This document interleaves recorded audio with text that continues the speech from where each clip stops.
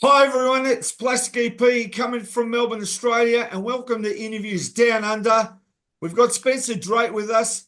How are you, Spencer? You've got a VIP guest. Introduce him to us. Yes, today we have a really great interview. It's part of our Music Legend series, and that music legend in this case is Lou Reed, who, by the way, is having his birthday soon on March 2nd, and Judith and I are invited to the birthday bash at Lincoln Center by Laurie Anderson. And our guest is Matt Sullivan, the owner of Light in the Attic Records, who's putting out three releases, archival releases of Lou Reed albums. And all the albums are in cooperation with Laurie Anderson and the Lou Reed Archives. I want everybody to know that. So we'll get right into it. And Matt, how are you? And Uh, give us a little bit of bio about you and a little bit about what inspired you to do the record label first. sure, no problem. First off, it's an honor to be here. I mean, wonderful when I met you, Spencer, in New York at Lori's house was a real pleasure. And Yeah, Classic EP as well. Great to see you here. But it's, yeah, for what you guys do at the Rock and Roll Hall of Fame and this archival work and documentation you're doing is really important. So it's a pleasure to be here yeah. with you. And any chance I can talk about Lou Reed is a total an honor to say the least. So, yeah, I'm the founder, co-owner of primarily an archival record label called Light in the Attic and a distribution company. I'm based in Austin, Texas. All of us are kind of based all throughout the United States, and we have one person at the label based in France. Our focus, again, on the archival kind of space, primarily the 20th century, that is, trying to find long lost recordings that are either have never been released or never got their due, or, in the case of someone like Lou, who's obviously for a lot of us a household name, but still there's a lot of, you know, still a lot of archival materials in Lou's vast catalog that's never been commercially released or maybe fell through the cracks. So our role is getting this material either back out there for the first time on vinyl, Spotify, Apple Music, digitally, sometimes CDs, and adding a lot of work within the archival space in terms of beautiful liner notes and nice packaging of really shining a light on the music. With nice audio restoration from the original sources or the best sources we could find that still exist on the planet, and working with really great people like Don Fleming, Jason Stern, and Laurie Anderson, and the Lou Reed Archive to really, do it right. And Hal Willner, rest in peace. So it's a lot of that. Lightning Act, we also work with other household names like Nancy Sinatra, and we did some stuff with Sly Stone and, things like that. But a lot of it is kind of artists, a lot of times who didn't get their due. Karen Dalton, who played with Dylan early in the Greenwich scene. Donnie and Joe Emerson, who made some great music in the 80s, late 70s, early 80s that a lot of people don't know about in Eastern Washington State. Really all different genres and that. So, yeah, and so our work with Lou and the archive, it's been going on for a number of years. When Lou passed away, Lori, really incredibly, have to hats off to her. She donated Lou's archive to the New York Public Library, who's done just an incredible job, uh, in celebration of Lou's music. And so everyone if anyone ever goes to New York City, I can't recommend it enough to go to the library. You don't have to be a New York resident and get in there, borrow some headphones from the library, get on the computers, and you can listen to unreleased Velvet Underground demos, Lou's, music from the 50s when he was a kid, all the way Mm. to, late in his life, live recordings, demos, other things that they've digitized, and also just he was a big photographer, photos that he has Yeah. taken over the years. It's really special. I'm babbling, I'm going crazy here. I'm very excited to be here, and I love Lou. So Judith and I designed classic yeah, Lou Reed albums, New York, Magic and Lost, and also the 1993 tour album, which is in yeah, what you mentioned, the Lou Reed Archival NYPL collection in New York. And you're right, that's a really important archive collection. And I think they're looking to even expand it more now. I was talking to Kevin Parks the other day. So let's go right into the first album, which is entitled Lou Reed, Words and Music, May 1965. And before we start to talk about it, I want to mention that I was a Grammy judge in 2024. I said, oh my God, what a great looking package. I put it on my top five, which every judge does. You do a top five, and that was one of them. And the Bird Project by Jerry Hyden won that year, which is another great package. But both of them Great are package. extraordinary, great packaging. But and I said Thank to you. myself, I'd love to get the album, and did not know when we were doing this interview that this was one of the albums. I Yeah. got it in the mail. I freaked out. I said, oh, and the packaging, I got to tell you, off the charts. The Yeah, packaging on this. Masaki Koike, he's designed the Lou series and he's incredible. He's won multiple Grammys for design, and I mean he's just an incredible. He designed the latest. Lori was so happy with what he did with Words and Music that Lori hired Masaki to design her latest solo record on None Such, the Wow. Earhart record. So he's Wow. phenomenal. He Um, is. Yes. yeah. So anyway, yeah, that was really fun. Yeah, that's the first. Yeah, as you mentioned, that's the first one, the archival series. It's a wild story. So when Lou, as I mentioned, Lori was donating the archive to the New York Public Library. They were cleaning out, Lou's, office and storage units and things like that. Don Fleming and Jason Stern, I'm referring to, and Lori and Hal Wilner. Yeah. Um, and they were, CDs and photos and reels and other things. And there was a sealed envelope on Lou's a 5-inch square sealed envelope on Lou's shelf at his office in Manhattan, and it was a self-addressed stamped envelope. It was from Mm. Louis Reed to Louis Reed at his parents' house in Long Island, and they kind of sat around. Should we open it? Should we? It was sealed. I think I said that, but just to Right. clarify, it was postmarked May 11th, 1965, and notarized as well. So Wow. they sat Wow. around. Should we open it? Should we not? And they had a pretty good idea that there was most likely a reel inside, 5-inch reel that is. So they opened it up and took it to a studio and transferred it with Steve Berkowitz and uh, at the Magic shop in New York City, and everybody had their jaws on the floor when they played it. So it's the first ever, well, at least first known recordings of all these future Velvet Underground masterpieces. I'm Waiting for the Man, Pale Blue Eyes, Heroin, and it was Mm. poor man's copyright. So before every song, Lou would say he'd state the song and state that he was the songwriter. So he'd say, uh, Pale Blue Eyes, words and music, Lou Reed, and then play the song. And Wow. it was him and Kale, and it was an acoustic demo. There's a few compositions that never came out in any form. There's one really special one called Men of Good Fortune, which Lou has a Mm. song that came out under that title, I think on the Berlin record, but it's a different composition. It's incredible. And then there's one with Kale doing the vocal. It's Wrap Your Troubles in Dreams, that I think Nico did on her Chelsea Girl solo record.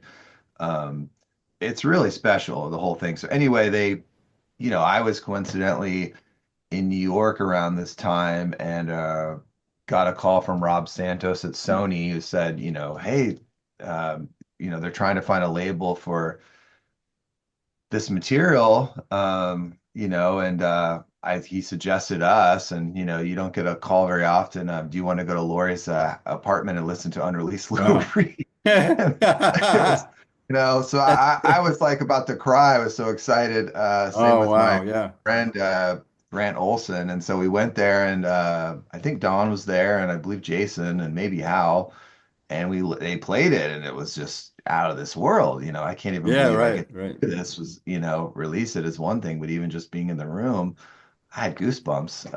I still do when I listen to it. And so yeah, so we ended up working out an arrangement with Lori and the archive of doing this series, and that being the first one Hmm. Really special. And, Don Fleming and Jason Stern, the main archivist, just did a phenomenal job. The whole thing.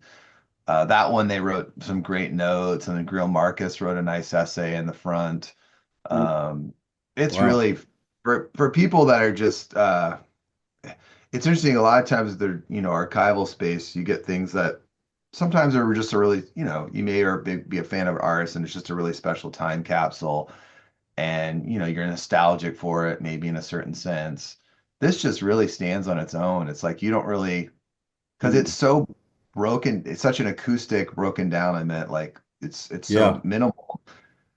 It's another reminder of like the genius of Lou's songwriting and him kind of slowly finding his craft. I mean, at this time it's 65, so Lou, he's just a little out of college. I think he's about, give or take, in his early mid 20s. Um, and so this is, I should say, this is a number of months before the Velvet Underground form. We're not sure on the exact date. All we know is it's on or before May 11th, 1965, which is the postmarked, stamp on the envelope. Yeah. Yeah. So yeah, and that one, as you mentioned, Masaki's design went on to be nominated for a Grammy, and it got nominated for historical as well, I believe. Yes, it did. Um, for both of those. This is the package here for anyone who hasn't seen it. It's really special. This is a Yeah. ODI band that comes off. Um, I can pull it off here, and this is like the deluxe edition. Right. You can see this is Lou. These are Oh, yeah. Yeah. Yeah. holes. These are holes, so if you can kind of, it's the glare, but this is Lou. We had very little material to work with. There's just not a lot of photos of Lou in that in this period Right. before the Muppets. And then inside there's a 7-inch of more material. There was another reel that was found, um, which has him covering Dylan, um, and some other kind of like really cool kind of minimal guitar. Hmm. He does the Michael Row the Boat Ashore, the traditional folk song. Baby Let Me Follow You Down is great. It's really neat. So all of them have these kind of really cool these holes where it's Yeah. Misaki came up with this concept where it's kind of Lou finding himself through the shadows or through the holes, however you want to say it. I mean, very heady, really cool. And then the booklet was really beautiful as well. Mm. Um, it's kind of hard to see on the Zoom, but this right here is the original tape here. Scotch tape. Um, Yeah. and then yeah, and you can kind of see it right there. This is at the library, so it's on display there. This is pretty fun. They had I think a collector found this, but this is a letter that Lou wrote to Delmore Schwartz, the famous Wow. poet, Yeah. Lou's Very big. professor at Syracuse University, where Lou went to college. And Lou wrote this, and I think we believe it's like 64-ish, somewhere in there. And he talks about just kind of living in the city and kind of his life at the time. It's a great just moment of Lou Yeah. at that era, because obviously there's not a lot of documentation then because it's pre the Velvets and and that thing. So yeah, this was a really a special one to say the least. Yeah. I want to also add that the album is remastered by Grammy nominee John Baldwin. Yeah, he did John is incredible. I can't sing his praises enough. He just, it's a 5-inch reel that, it wasn't moldy or anything, but it's not in the best shape. It was because Lou had no money. He recorded over another reel, or the same reel, but another, like something was already there. And so there were Yeah. parts of the tape where there was kind of bleed through. Um, something not related to him at all. Wherever he was at, he just grabbed a reel and was like, "Hey, I'm recording over this." It was a poor man's copyright. There was never any plan he would record over it. And so folks know poor man's copyright just simply he left this, say a month later, someone also covered heroin or the song, and he, could go to a judge and say, no, I recorded this on May 11th, 65 or before. Here's my Hmm. notarized envelope. They open it up and he proves that, that was his work. Now we'll go on to album number two. Lou Yeah, Reed yeah. Hudson River Wind Meditations. Yeah. His final solo album, first time Yep. on vinyl, double LP, produced again by Laurie Anderson and Lou Reed Archives, remastered by John Baldwin, package design Masaki again. And now this is interesting. Lou's love of creating what he called drone music with his passion for Tai Chi, yoga, and meditations. Explain that. Yeah. So he was, I mean, some people might be familiar with Metal Machine music, which was Lou's album, I believe from 75. I think Sony's about to do a really nice edition of it this record store day. But this is kind of this weird, almost like sister of the album, Metal Machine being something that's incredibly, you could say, you would say aggressive as an audio document. It's an instrumental drone-ish album with quite a bit of Mm, aggression to it that Lou did in 75 that really scared a lot of people in a great way. So, you know, flash forward many decades, Lou got very into Tai Chi and meditation and right. uh, and just body work, exercise. And he had a Tai Chi class that he would, go to, say religiously, meaning like it was a, very big deal in his life that practicing it. And he would make music to do Tai Chi to, or yoga or, just literally exercise. And he brought the music to the class where there were other students. And the story that I believe Master Ren, who is Lou's Tai Chi teacher, shared was that some of the students at first were like, "Well, what is this? What is this?" And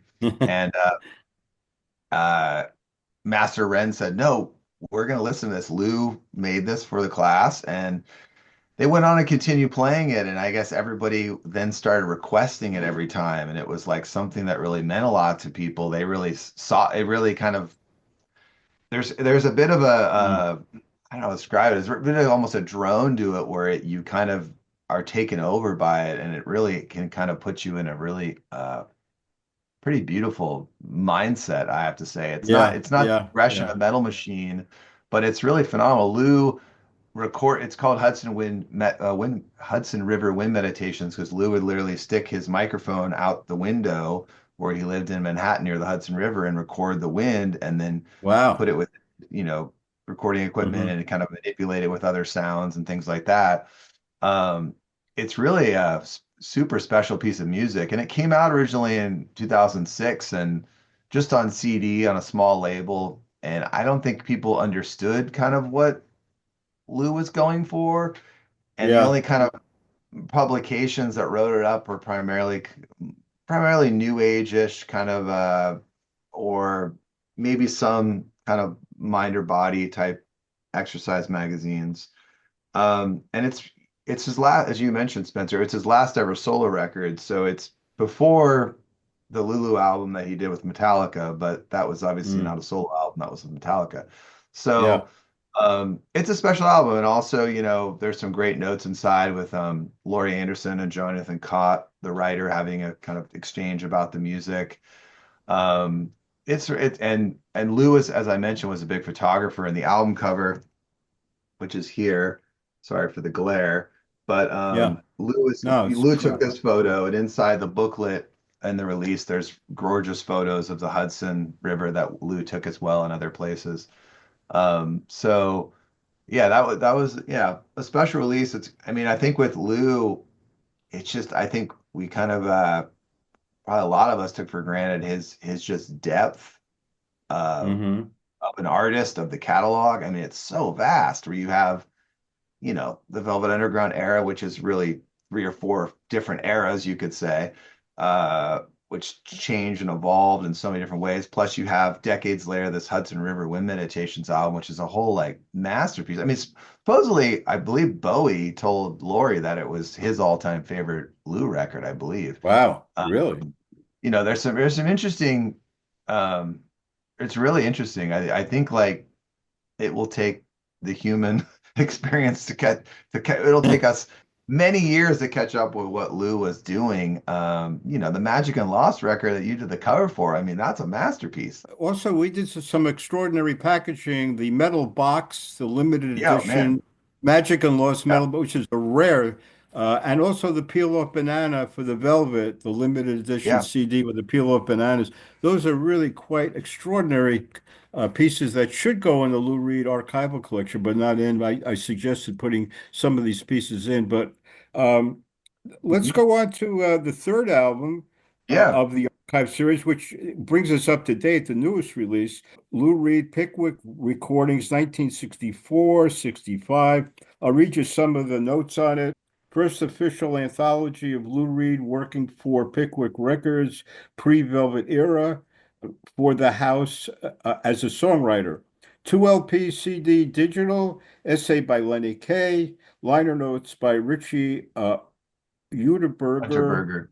Yep. Uderberger, a compilation of pop songs performed by Lou Reed as a staff uh, member in the 60s, and rarity cult classics. This is interesting. The recordings of The Ostrich and Sad Boy. I want to mention also, I got the issue of Maggot Brain magazine, which Jack White Yeah. Third Records has, and I bought it for the article on the Velvet, not knowing there was a great article on Light in the Attic about this Yeah. album, Yeah. It's which, a great magazine.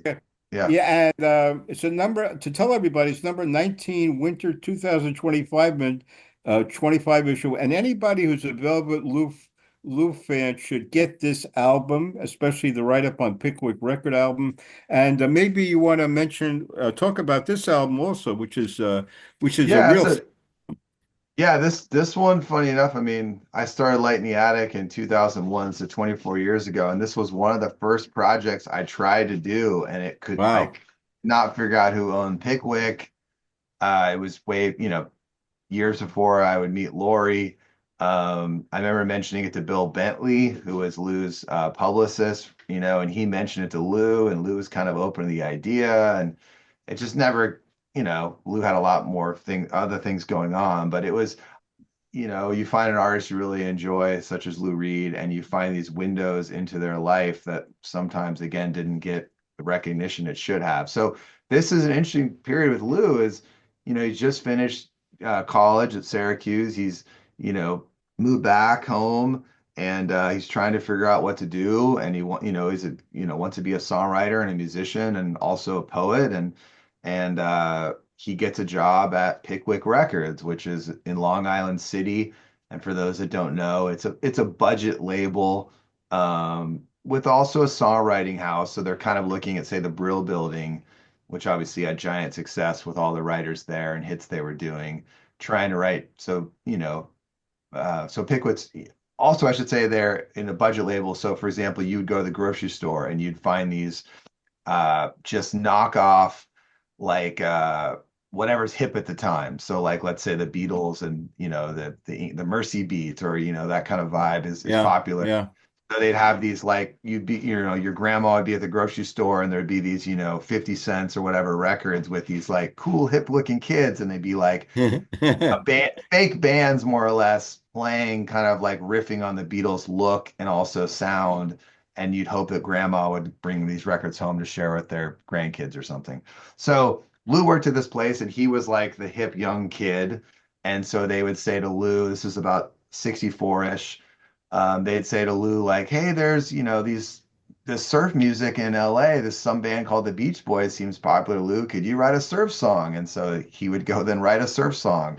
Hey Lou, there's these guys in Detroit called Motown. They seem popular. Could you write some kind of R&B songs? And Lou is, so skilled at all these genres. He loved surf music. He loved doo-wop. And so he would write these riffs and these little songs with other writers, and they would come up with these really ridiculous band names like the All Night Workers or the Beach Nuts or the Primitives.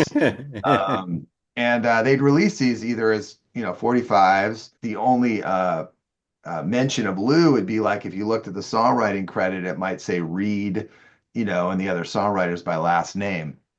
So, and then he'd be on these LP compilations of these, there's one called Soundsville, and it's like, motorcycles flying through the air and all this kind of stuff. And, he has some songs on there. And so, this is a short time for him, but he's again like really figuring out the songwriting craft because it's fast, it's Right, right. uh, so he does this gig and he does writes a song with a few other guys named they wanted to write a dance song. So they wrote a song called The Ostrich, kind of like Do the Ostrich. And the lyrics are something like put your head on the floor and smash it or something. Like, and it sounds kind of Spectre. There's a lot of like layers of almost like a wall of sound thing, but there's also has kind of a garage element to it too. And this is early. I mean, this is, I believe about late 64-ish or somewhere in there. And this, they came up with a band name for this song, The Ostrich. They call it The Primitives. And it got on the radio in a couple, I want to say somewhere in the Northeast or Jersey or somewhere in Massachusetts, like a teeny little radio, response in a few places. And they need a band because they wanted to kind of go on like a mini tour.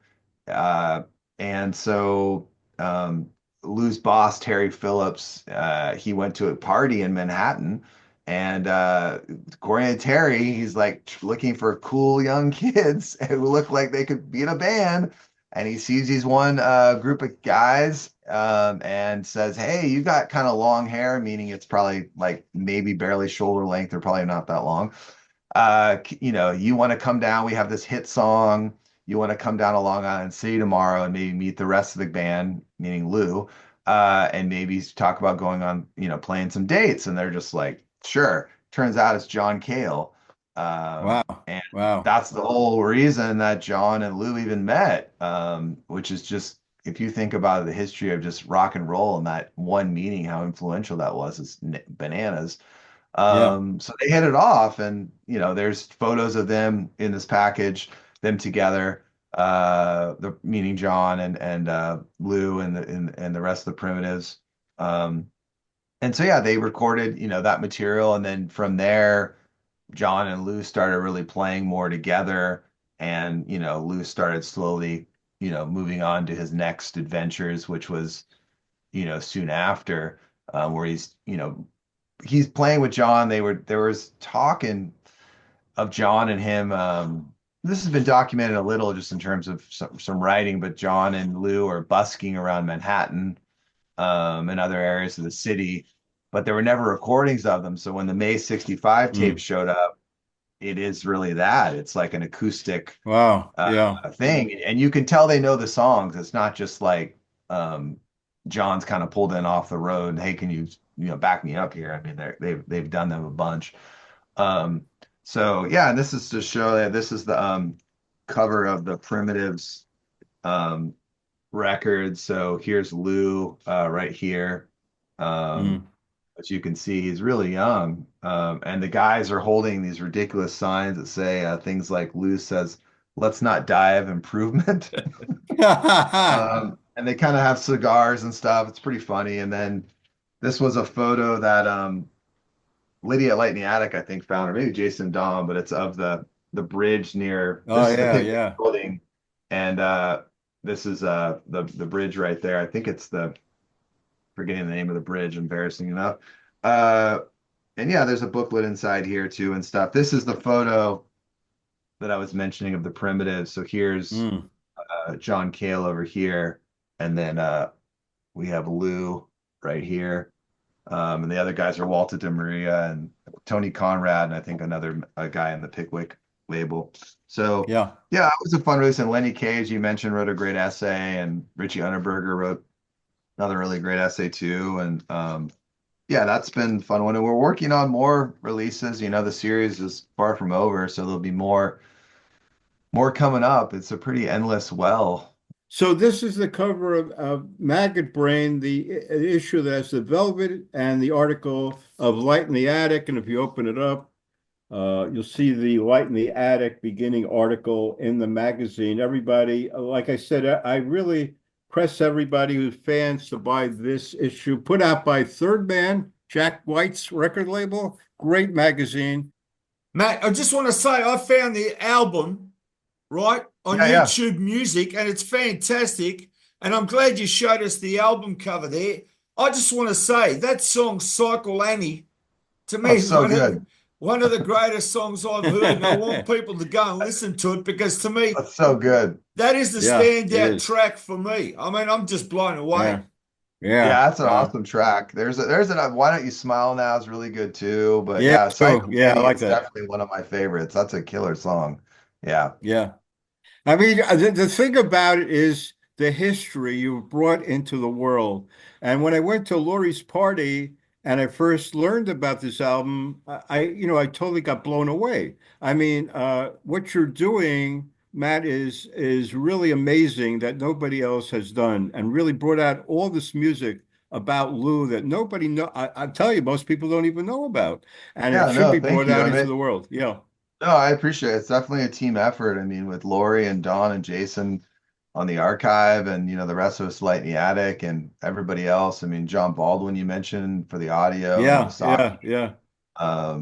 for the design. It's been really fantastic. I mean, honestly, not being cheesy or cliche, maybe it sounds like that, but it's a dream come true for me. I mean, I'm 48 years old, and the Velvet Underground were for a lot of us, especially me, was one of a defining groups or sounds that got me just obsessed with music, and when it went down a path as a teenager and opened up so much led me to so much other music and discovery and looking at life in a different way. And that was so much because of course Lou.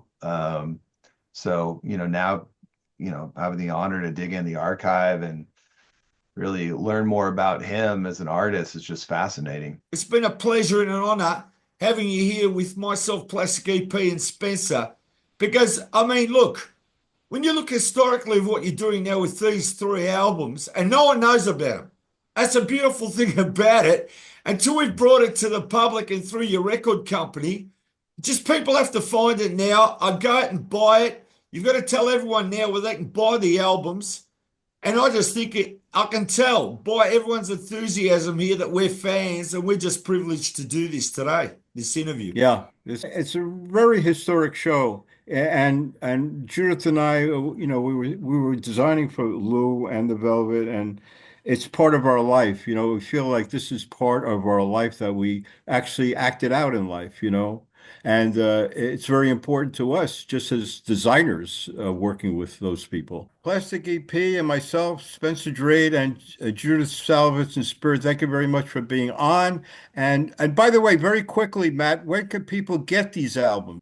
Yeah, our website is lightintheattic.net. So that's our record label site. We have a whole section where all the Lou titles are available. Also at stores all around the globe, independent record stores all over the place. They're also available digitally, Spotify, Apple Music, YouTube, wherever people get their music. We released all of them on CD as well, vinyl CD. The Words of Music, we even did an 8-track for, Wow. and maybe a cassette too. I'm blanking, I believe so. But yeah, you can, and our socials, we're, Light in the Attic or Light in the Attic Records, depending, but Twitter, Facebook, Instagram, TikTok, all those Right. places you can find us. And yeah, a lot more coming with Lou. And also Lou's site, you can find us on there too, in his socials. You'd better watch out for little cycle Annie. Watch out for little cycle Annie. Watch out for little cycle Annie. Watch out for little cycle Annie. She don't wear glasses, she don't wear skirts. Just tight blue jeans, boots and racing shirts. She tears up those beats alongside Pasadena. Little cycle Annie, they just don't come any meter. Y'all better watch out for little cycle Annie. Watch out for little cycle Annie. Watch out for little cycle Annie. Watch out for little cycle Annie. Got a competition in Harley, California, high bars. Class A scramblers, she can take on any cars. Her race old quarter got a 4-speed kick. Now little cycle Annie, she's a real tough chick. Y'all better